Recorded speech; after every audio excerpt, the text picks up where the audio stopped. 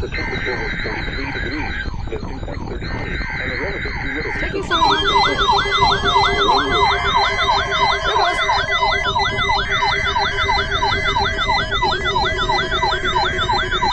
What was that? Here we go.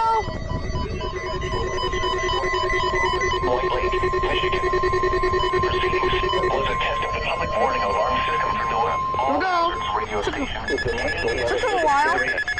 During potentially dangerous weather situations, special will receivers will be reactivated by the signal to warn of the impending hazard. Gotta go soon. Took them a while for some reason, even though they should test at the same time as they did. Will be postponed to next available good weather day. Reception of this broadcast. And especially the warning alarm will vary at any given location. This variability. Normally noted at greater distances from the this broadcast. Even though you are using a good quality receiver in good working order. To provide the most Normally noticeable at greater distances from the transmitter can occur even though you are using a good quality receiver in good working order. To provide the most Wait. activated by watching the warning.